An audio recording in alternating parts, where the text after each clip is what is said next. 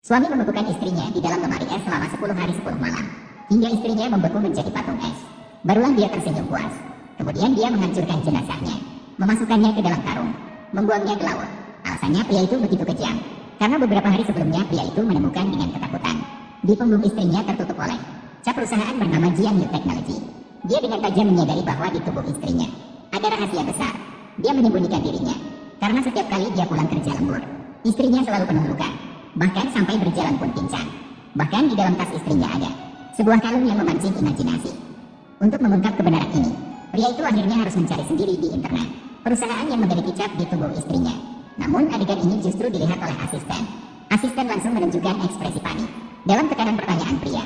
Asisten juga berbicara terbata-bata. Perusahaan ini bukan perusahaan yang serius, utamanya melakukan siaran langsung berwarna. Pria itu langsung marah mendengar itu. Dia semakin yakin bahwa istrinya pasti melakukan sesuatu yang tidak pantas. Tiba-tiba dia teringat bagaimana istrinya sebelumnya berbohong bahwa manajer Jiangyu Technology adalah perempuan. Maka dia segera menelepon Radio Film dan Televisi. Halo, ini dari rumah sakit Xinhuan. Laporan pemeriksaan kehamilan manajer Wang sudah keluar. Silakan datang dan ambil. Salah alamat, manajer kami adalah pria. Kemudian pria itu mengikuti jejak perusahaan ini. Setelah penyelidikan yang panjang, namun hanya menemukan bahwa perusahaan teknologi ini CEO bernama Jin Minyu, namun tidak menemukan petunjuk lainnya.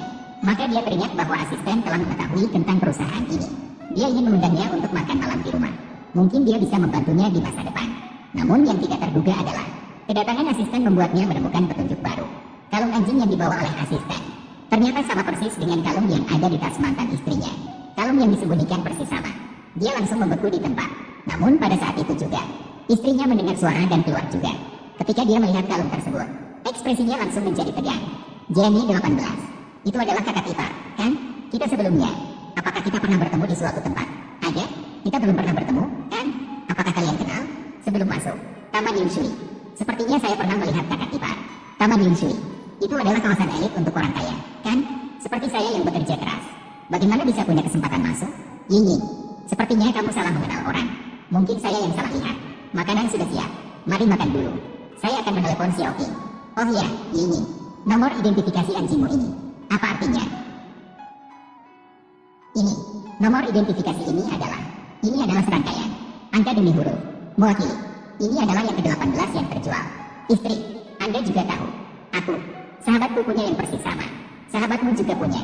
Benar. Ini adalah serangkaian. Nomor seri semakin depan menunjukkan waktu mendapatkan kalung anjing ini. Semakin awal, pria langsung curiga pada istrinya, menyembunyikan sesuatu darinya. Namun karena asistennya masih di rumah, dia harus pura-pura tidak tahu. Kemudian dia ramah melayani asistennya. Namun tidak lama kemudian asisten tiba-tiba mengatakan, ada urusan di rumah yang harus diurus terlebih dahulu. Namun pria sangat memperhatikan kalung anjing itu. Sangat curiga. Maka dia ingin bertanya pada istrinya tentang kalung anjing itu. Namun sayangnya dia dihentikan oleh istrinya, mengatakan bahwa perusahaan memiliki urusan mendesak sehingga dia harus pergi dinas. Pria langsung bingung, bertanya apakah dia sendirian. Istri dengan ragu menjelaskan bahwa sahabatnya akan pergi dinas bersamanya.